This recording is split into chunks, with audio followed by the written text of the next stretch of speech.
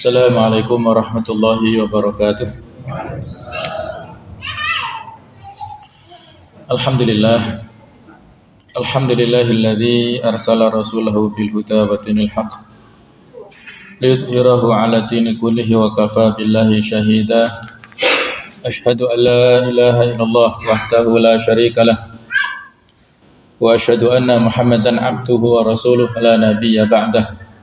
Allahumma salli wa sallim ala habibina wa qudwatina wa maulana Muhammad wa ala alihi wa sahbihi ajma'in. Allahumma la sahla illa ma ja'altahu sahla wa anta tazalul hasna idza syi'ta sahla. Allahumma iftah lana qulubana wa alhimna rushdana wahdina ila siratikal mustaqim. Allahumma ati nufusana taqwaha wa zakkiha anta khairu man zakkaha anta wali wa maulaha ya rabbal alamin. Amma ba'du, para jamaah, Bapak Ibu sekalian rahimakumullah. Marilah pada malam hari ini kita lanjutkan kajian dari kitab Tafsir Al-Munir, yaitu surah Ali Imran ayat ke-52 sampai dengan 58. Yang mana ayat ini atau pada paragraf ini berjudul tentang kisah Nabi Isa alaihissalam dengan kaumnya yang beriman dan yang kafir. A'udzubillahi minasyaitonirrajim. Bismillahirrahmanirrahim. Falamma ahassa Isa minhumul kufra qala man ansari ila Allah. Qala al-hawariyuna nahnu ansarullah amanna billah washhad bi anna muslimun. Maka ketika Nabi Isa merasakan di antara mereka ada indikasi kekufuran ataupun keingkaran, qala, maka Nabi Isa memberikan tawaran. Beliau mengatakan kepada kaumnya, man ansari ilallah, siapakah yang akan menjadi penolong untuk menegakkan agama Allah.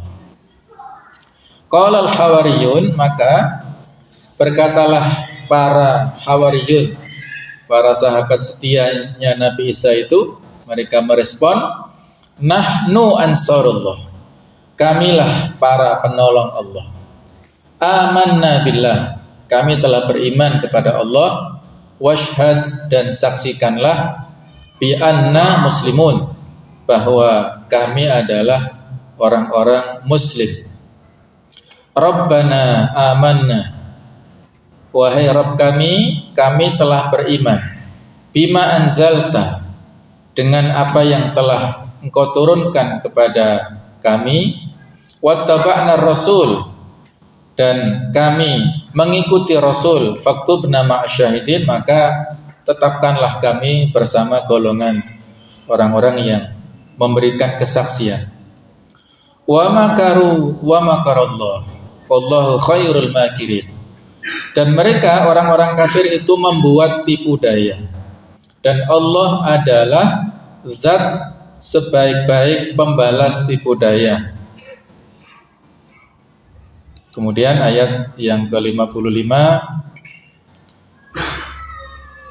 Allahu, ketika Allah Ta'ala berfirman, ya Isa, wahai Nabi Isa, inni mutawaffika, sesungguhnya aku mengambilmu, wa rafi'uka, dan mengangkatmu ilayya, kepadaku, kepada Allah, wa mutahhiruka, dan mensucikanmu minal ladzina kafaru, daripada orang-orang kafir. Wa ja'ilul ladzina taba'uka, dan menjadikan orang-orang yang mengikutimu fauqal ladzina kafaru, di atas orang-orang kafir, ila yaumil qiyamah, sampai datangnya hari kiamat. Tsumma ilayya marji'ukum, kemudian kepadakulah tempat kembali kalian. Fahkum bainakum, maka putuskanlah di antara mereka, fima kuntum fi takhtalifun, terhadap apa yang telah kamu perselisihkan.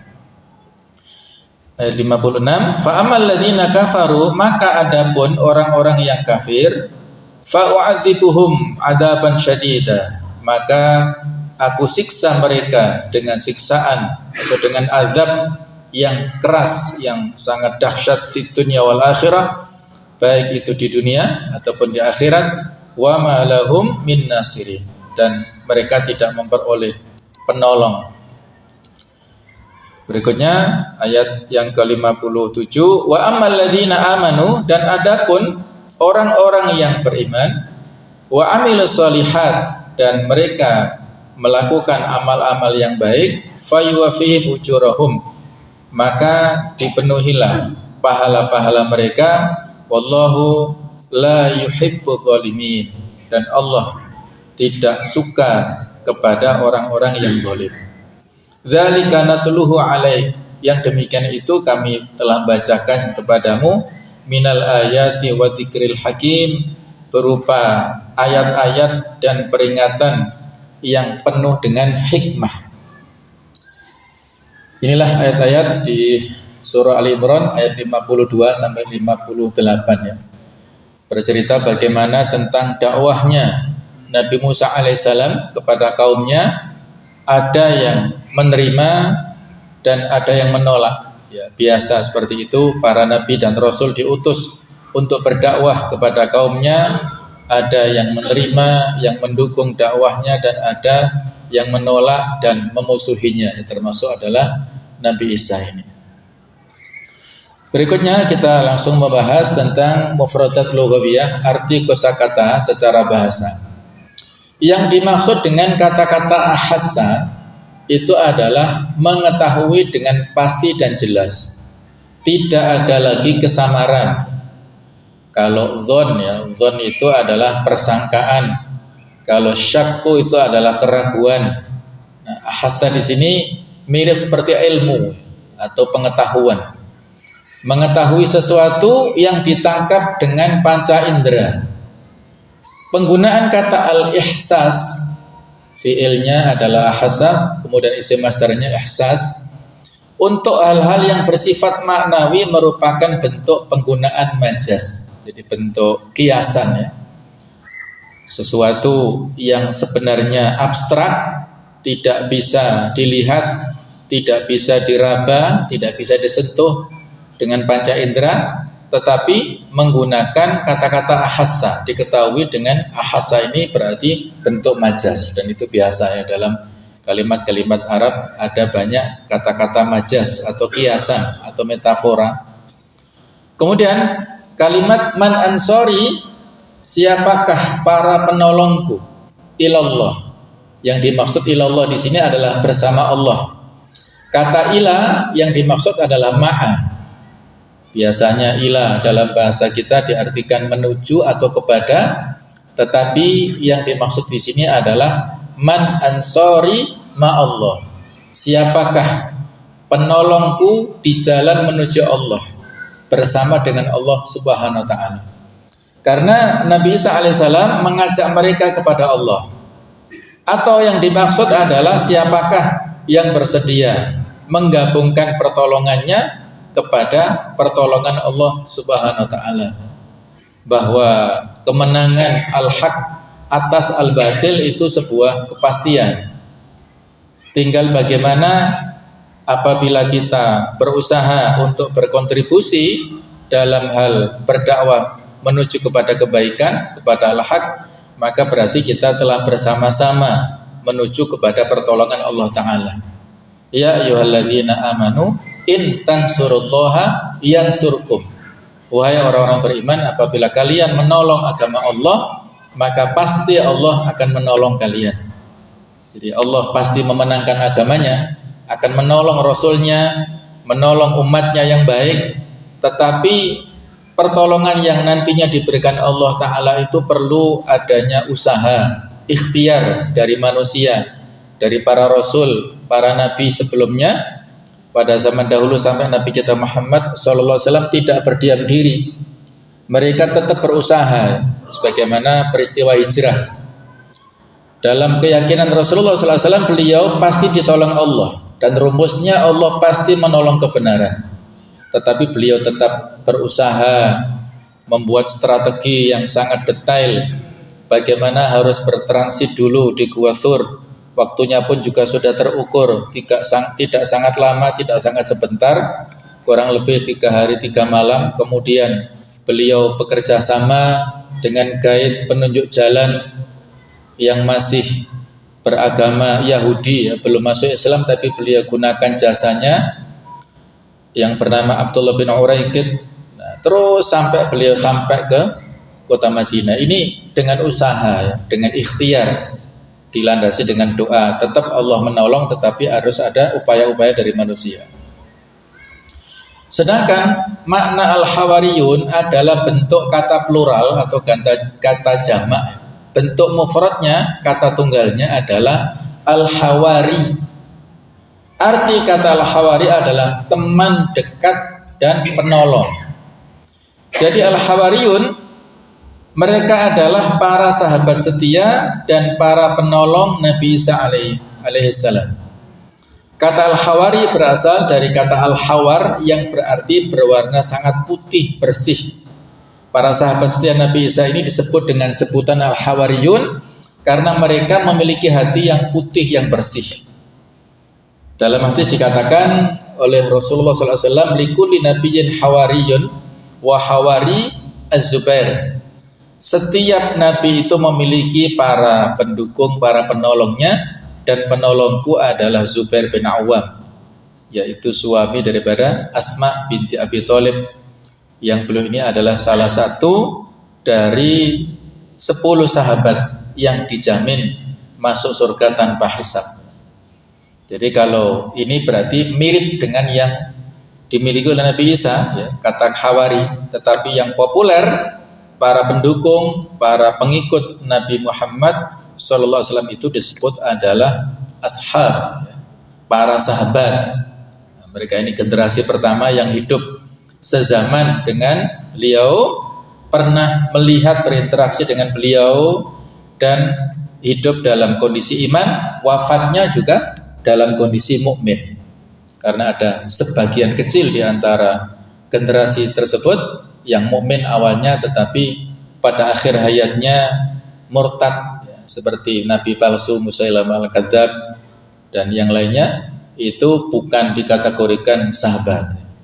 Jadi sahabat adalah generasi yang mendukung dakwah Nabi Muhammad SAW. Sedangkan untuk pengikut Isa disebut dengan al-hawariyun. Kemudian arti daripada kalimat nahnu ansarullah, kami adalah penolong-penolong Allah, maksudnya adalah para penolong agama Allah. Allah tidak membutuhkan pertolongan makhluknya. Yang Allah perintahkan kepada kita adalah menolong agamanya. Apabila kita menolong agamanya, maka Allah memberikan pertolongan pada kita. Mereka adalah orang-orang yang pertama kali beriman kepada Nabi Isa alaihissalam, dan mereka berjumlah 12 orang. Nanti kita sebutkan secara rinci nama-nama masing-masing ini dan juga sekilas profil masing-masing. Bi anna muslimun, bahwasanya kami adalah orang-orang muslim. Maksudnya kami adalah orang-orang yang tunduk kepada apa yang Engkau kehendaki dari kami.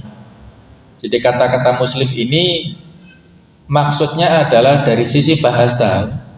Karena Islam saat itu belum menjadi sebuah identitas agama yang dibawa oleh Nabi Isa.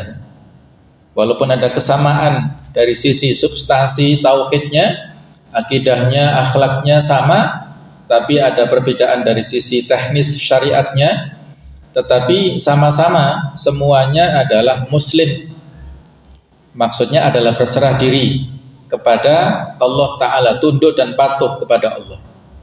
Ma'asyahidin artinya adalah bersama orang-orang yang bersaksi akan keesaanmu dan bersaksi akan kebenaran Rasulmu. Al-makru, ayat yang berikutnya, makru wa makarallah tadi. Al-makru itu adalah merencanakan sesuatu terhadap seseorang secara diam-diam, sehingga ia tertimpa sesuatu yang direncanakan tersebut tanpa ia duga sebelumnya. Namun kata al-makru ini biasanya digunakan untuk perencanaan yang buruk, makar ya, konspirasi, muamarah, kerjasama yang buruk antara musuh-musuh Islam untuk mencelakai para aktivis dakwah. Dan pada saat itu adalah Nabi Isa yang mendakwahkan kepada kebenaran. Ini ada orang-orang kafir yang merencanakan pembunuhan kepada beliau.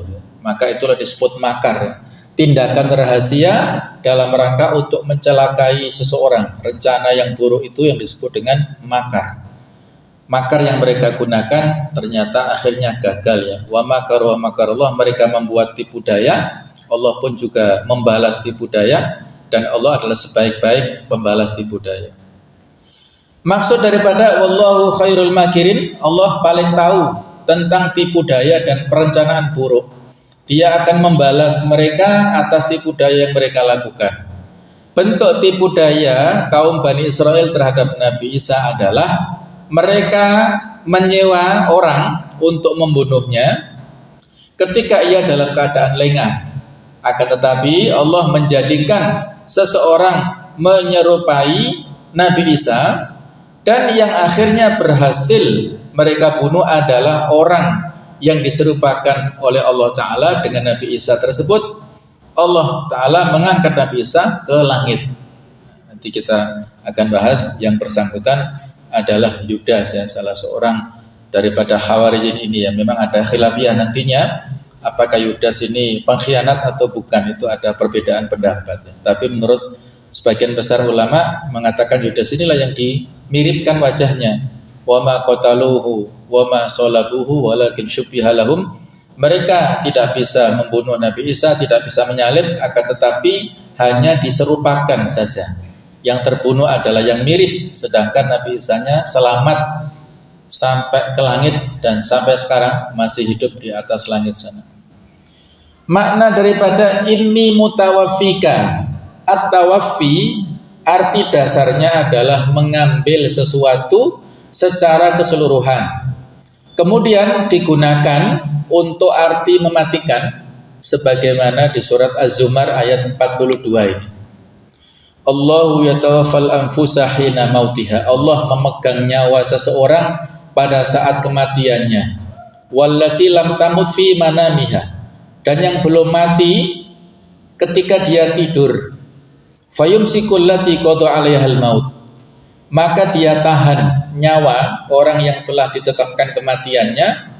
Wa yursilul ukhra ila ajalin musamma, dan dia lepaskan nyawa yang lain sampai waktu yang ditentukan. Inna fi dzalika la ayatil liqaumin yatafakkarun, sesungguhnya yang demikian itu adalah terdapat tanda-tanda kebesaran Allah bagi kaum yang berfikir. Jadi ayat ini memberikan keterangan kepada kita ya, bahwasanya orang yang tidur itu sebenarnya rohnya, nyawanya ditahan oleh Allah Ta'ala. Maka kalau kita mau tidur ada memang perbedaan ya, tetapi di antara doanya adalah Bismika Allahumma amutu wa ahya. Nah, di antaranya begitu. Kalau biasanya kan ahya wa amut ya, nah, biasanya begitu, tapi ya artinya mirip-mirip lah ya. Jadi sebenarnya tidur ini adalah merupakan tindakan yang mirip seperti kematian. Sama-sama Allah memegang nyawanya ini ya. Ketika dia masih ada umurnya, Allah mengembalikan nyawa ke badannya sehingga dia bisa terbangun. Maka di antara doa ba'dan naum ya, kita ketika bangun tidur apa, alhamdulillahilladzi ahyana ba'da ma amatana wa ilaihin nusyur. Ya Allah, alhamdulillah, puji syukur kepadamu yang telah menghidupkan kami ba'da ma amatana, setelah dia mematikan kami. Jadi setelah kita dimatikan dalam tidur, kita dihidupkan kembali, diberikan tadi ya. Jadi wa yursilul ukhra ini dilepaskan kembali ke jasad kita, sementara yang tidurnya tidak bangun-bangun, bablas, maka ini berarti ajalnya sudah habis ya. Artinya kontrak hidupnya sudah habis. Maka banyak saudara kita yang kita saksikan seperti itu ya. Sehingga kita diwanti-wanti pada saat sebelum tidur sebaiknya dan anjurannya adalah melakukan sunnah-sunnahnya, apakah dengan berwudu ataukah dengan membaca ayat kursi, membaca surah Al-Kafirun, membaca Al-Ikhlas, Al-Falaq, An-Nas, kalau bisa diusapkan ke seluruh tubuh kita dan tidur miring ke kanan. Ini maksudnya sewaktu-waktu ya, siap barangkali itu adalah tidur terakhir kita dan tidak bisa dibangunkan lagi misalnya ya. Artinya orang ini berarti mendapatkan husnul khotimah. Dia terus pada saat dia tertidur dalam keadaan suci, bersih, maka malaikat beristighfar untuknya. Allahumma gfir lahu, Allahumma arhamhu, itu doa malaikat kepada orang yang tidur dalam keadaan bersih. Nah, ini kan ya, kita didoakan malaikat. Tapi ya kadang-kadang kebiasaan atau karena lalai atau karena capek dan macam-macam lah, kita jarang atau sebagian barangkali di antara kita yang tidak memperhatikan sunnah-sunnah sebelum tidur ini. Padahal dari ayat ini sudah jelas tidur ini adalah mirip orang yang meninggal. Jadi makna kata mutawafika adalah qabiduka, yang berarti menggenggammu. Bukan kita maknai Allah mewafatkan, tetapi Allah menggenggamnya. Wa rafi'uka, dan Allah lah yang mengangkatmu dari dunia ini tanpa dalam keadaan mati, masih dalam keadaan hidup. Nabi Isa ini diangkat menjadi Rasul pada usia 30-an tahun, dan beliau diangkat ke langit itu pada usia 33 tahun ya. Jadi hanya masa dakwahnya 3 tahun saja. Dan nanti pun pada akhir zaman beliau diturunkan dari langit di Menara Putih di Damaskus sana di Syria, dalam rangka salah satu misi utamanya adalah memerangi dan menghancurkan, melawan Dajjal ya, Masih Dajjal, dan juga punya misi menghancurkan salib-salib yang disembah-sembah oleh orang-orang Nasrani itu, dan beliau saat itu mengikuti ajaran Islam, ajaran yang dibawa oleh Rasulullah SAW. Wa mutahhiruka minal ladzina kafaru, maksudnya adalah menjauhkanmu, dan maksud mensucikan Nabi Isa dari orang-orang kafir adalah terbebas dari dirinya, terlepas dari apa yang mereka tuduhkan kepada dirinya dengan menuduh ibundanya telah melakukan perzinahan. Itulah tuduhan-tuduhan orang-orang Yahudi ya. Jadi memang posisi Nabi Isa ini dilematis. Dan yang paling moderat adalah kaum muslimin ya. Kalau orang-orang Nasrani memberikan kultus kepada beliau secara berlebihan, diperlakukan seperti Tuhan, kemudian orang-orang Yahudi memposisikan beliau dengan posisi tertuduh ini, yaitu posisi yang tidak terhormat, dan mereka sejak awal pun melakukan permusuhan ya kepada Nabi Isa, apalagi Nabi Isa melakukan dakwah yang ada sedikit perbedaan dengan Nabi Musa tentang syariat-syariatnya, disempurnakan Nabi Isa, tetapi orang-orang Yahudi tidak terima. Itulah yang membuat mereka melakukan permusuhan ya kepada Nabi Isa, dan pada klimaksnya ingin berusaha untuk membunuhnya itu. Nah, kalau umat Islam posisinya pertengahan, beliau adalah seorang Abdullah, seorang Rasulullah, pertengahan, tidak dikultuskan, apalagi kalau dimusuhi sama sekali tidak ya. Jadi beliau posisinya adalah seorang hamba Allah dan utusan Allah. Sedangkan makna wajailul ladzina tabauka, Allah lah yang menjadikan orang-orang yang mengikutimu, yaitu orang-orang yang beriman dan membenarkan kenabianmu dari kaum muslimin dan Nasrani. Fauqal ladzina kafaru, maksudnya adalah di atas orang-orang kafir yang ingkar, yang kufur kepadamu, yaitu kaum Yahudi tadi yang sudah kita sebutkan. Yang dimaksud dengan al-fauqiyah, keteratasan atau kemenangan, adalah kemenangan atas mereka dengan hujjah atau bukti dan dengan pedang, dari sisi intelektual ataupun dari sisi peperangan fisik. Nah, Nabi Isa ini unggul, dan kaumnya, pengikutnya juga lebih unggul daripada orang-orang Yahudi. Fahkum bainahum fima kuntum fi takhtalifun, mencakup perselisihan antara Al-Masih Isa dengan orang-orang yang berseberangan dan berselisih dengannya dan perselisihan antara para pengikut Nabi Isa dan orang-orang yang kafir kepadanya. Sedangkan makna adzaban syadidan fid dunya, yaitu siksa yang amat pedih di dunia dalam bentuk dibunuh, ditawan, dan keharusan membayar jizyah, pajak atau upeti. Sedangkan wal akhirah, di akhirat berupa siksa api neraka. Dan makna nasirin adalah orang-orang yang bisa menolong dan membebaskan dari siksa tersebut. Wallahu la yuhibbudz zalimin, maksudnya Allah akan menyiksa mereka. Dzalika, semua yang disebutkan ini berupa perkara atau kisah Nabi Isa, natluhu, kami mengisahkannya kepada Nabi Muhammad, wa dzikril hakim, maksudnya adalah Al-Qur'anul Karim. Nah, inilah makna-makna yang terkandung di dalam ayat-ayat yang sudah kita baca ya, makna secara kosakatanya. Sedangkan salah satu dari ayat yang kita baca, ayat yang ke-58 ini ada sababun nuzulnya, walaupun penjelasan detailnya nanti disampaikan oleh Syekh Wahab Zuhaili pada penjelasan ayat-ayat sesudahnya ya.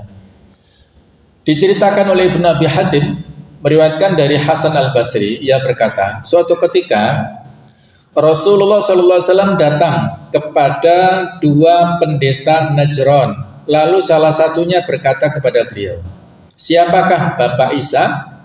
Namun Rasulullah tidak tergesa-gesa untuk langsung menjawabnya, hingga beliau meminta jawabannya terlebih dahulu kepada Allah Ta'ala.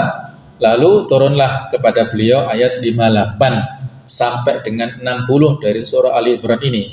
Beliau tidak ingin membalas menjawab dari jawaban pribadi, khawatir salah. Apa yang beliau jawab itu adalah semata-mata petunjuk wahyu dari Allah Ta'ala. Nanti akan dibahas pada kajian-kajian sesudahnya ya, penjelasan ayat 59 dan 60 dari sisi latar belakang turunnya. Tentang munasabatul ayat, persesuaian ayat, setelah menjelaskan tentang keistimewaan dan mukjizat-mukjizat Nabi Isa alaihissalam, maka selanjutnya di dalam ayat ini Allah menjelaskan tentang kisah Nabi Isa beserta dengan kaumnya. Nabi Isa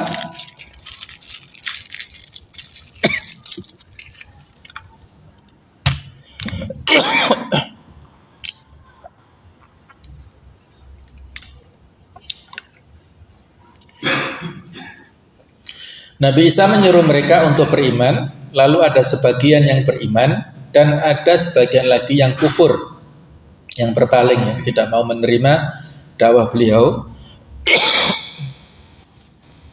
Lalu kisah tentang bagaimana Nabi Isa menerima berbagai bentuk permusuhan, intimidasi, bahkan rencana untuk membunuhnya.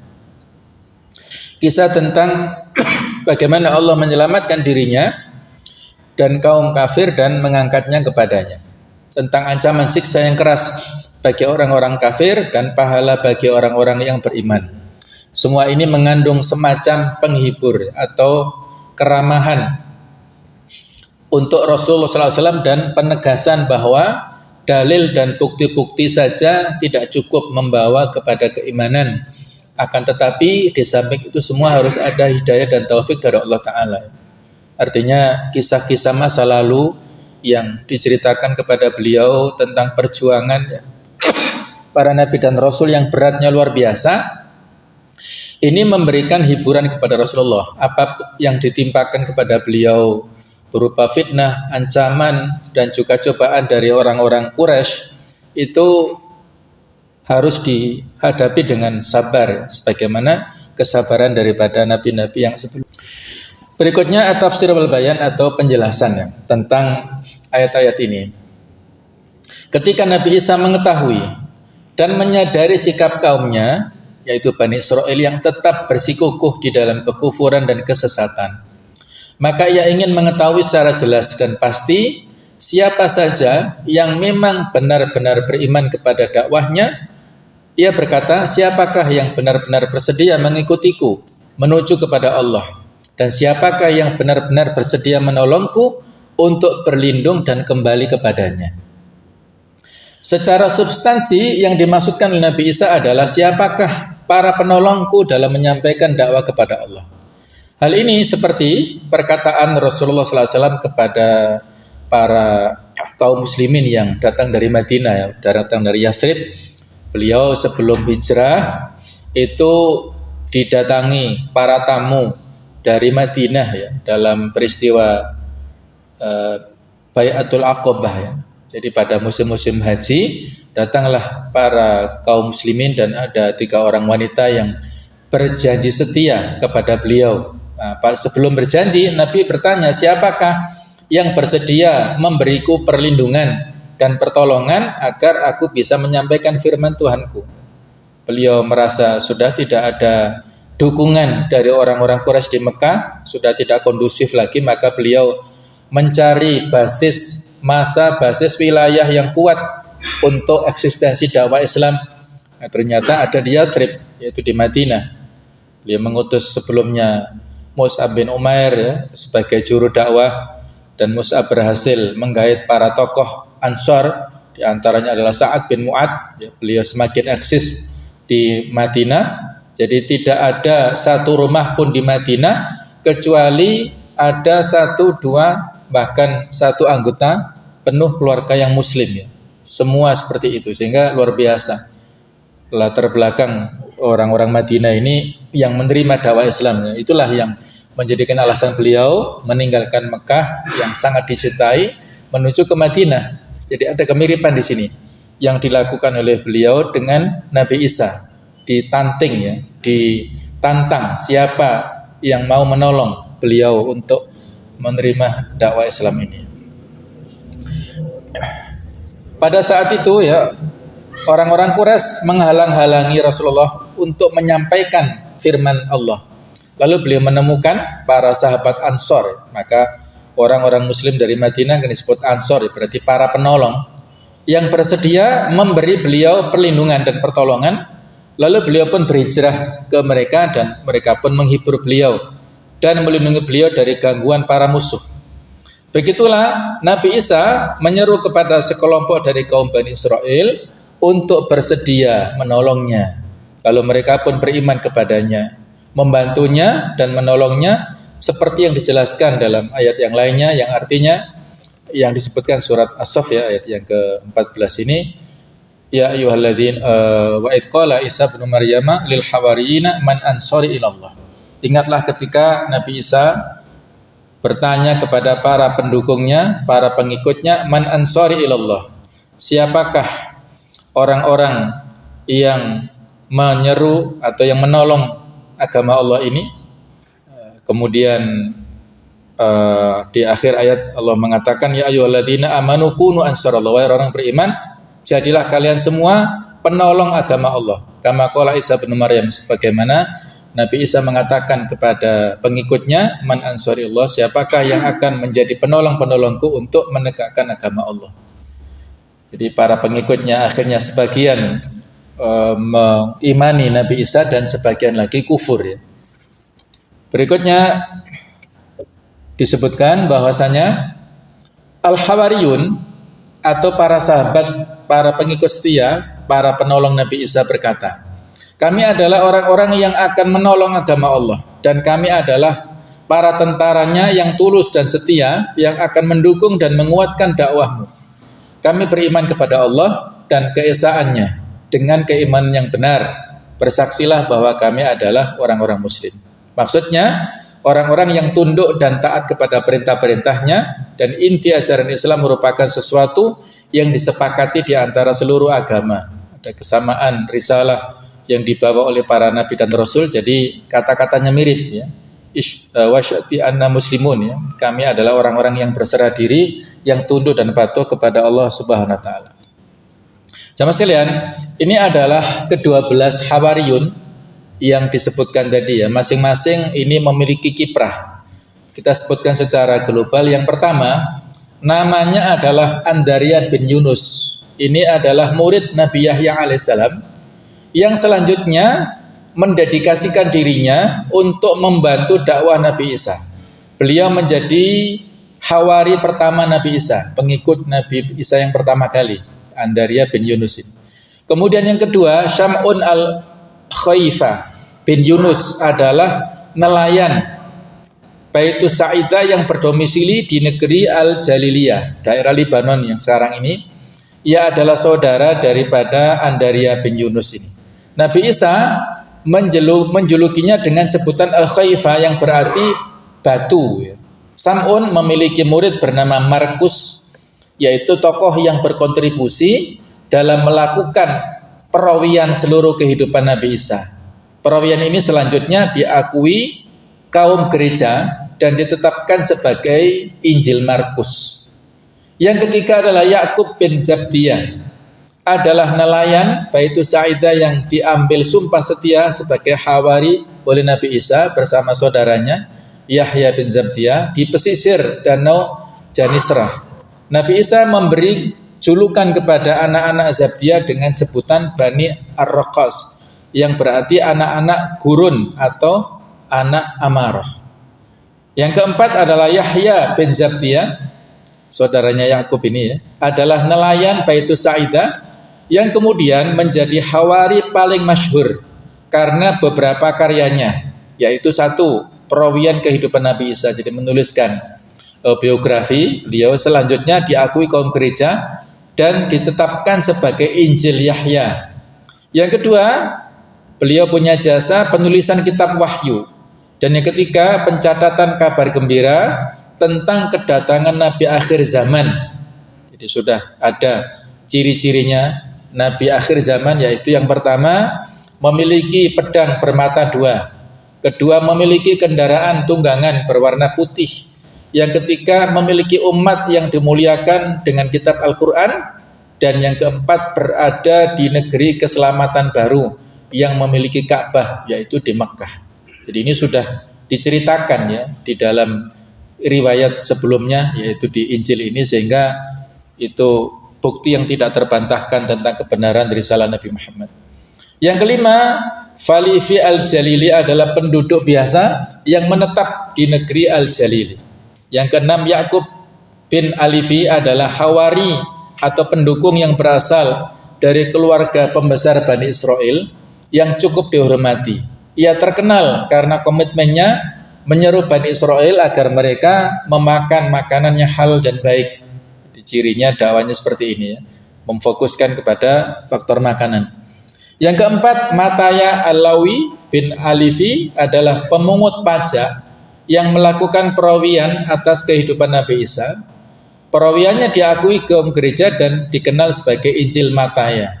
Ia bersama Yusuf ibnu Nabbas termasuk ke dalam kelompok para penulis wahyu. Kemudian kedelapan, Yusuf ibnu Nabbas al-Hawari adalah hawari yang tidak kalah pentingnya di kalangan pengikut Nabi Isa. Beliau adalah seorang yang kaya raya, lagi dermawan, berasal dari Bani Israel, suku Lawi. Suku Lawi ini adalah nenek bapaknya Nabi Musa ya. Kemudian Yusuf bin Nabbas juga merawi kehidupan Nabi Isa yang selanjutnya dikenal dengan Injil Barnabas. Namun oleh kalangan gereja buatan Syaul selanjutnya tidak diakui oleh karena subjektivitas Syaul terhadapnya, pandangan pribadi Syaul terhadap kitab ini. Yang kesembilan adalah Syam'un al-Kan'ani Az-Zalutiyun, adalah pejuang militan Bani Israel yang menentang pendudukan bangsa Romawi dan kedzaliman penguasa Israel atau Yahudi atas kaum Bani Israel keseluruhan.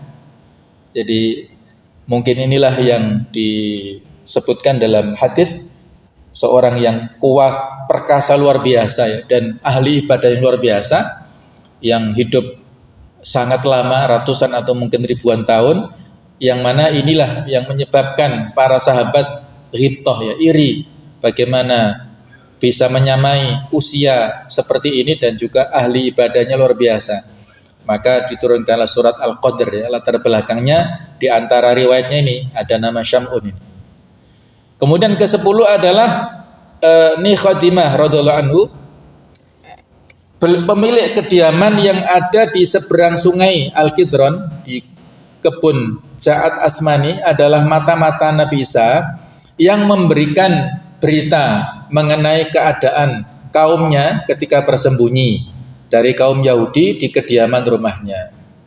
Kemudian ke-11, Khalil al-Astafani adalah syuhada pertama yang wafat dirajam oleh gerombolan Yahudi penentang dakwah Nabi Isa. Menurut riwayat, gerombolan Yahudi itu dihasut oleh Shaul At-Tarsusi.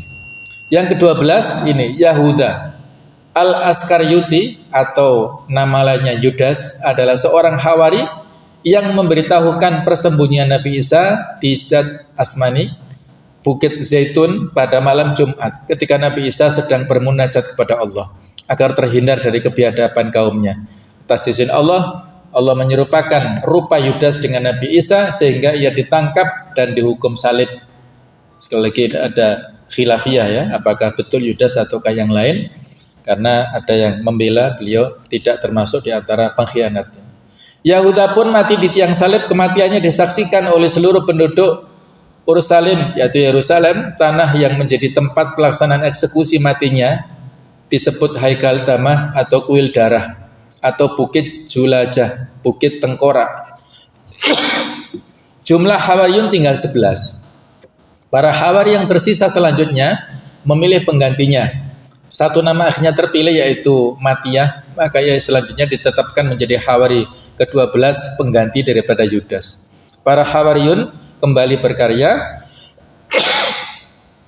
Mereka menyebar ke seantero tempat di mana Bani Israel tersebar.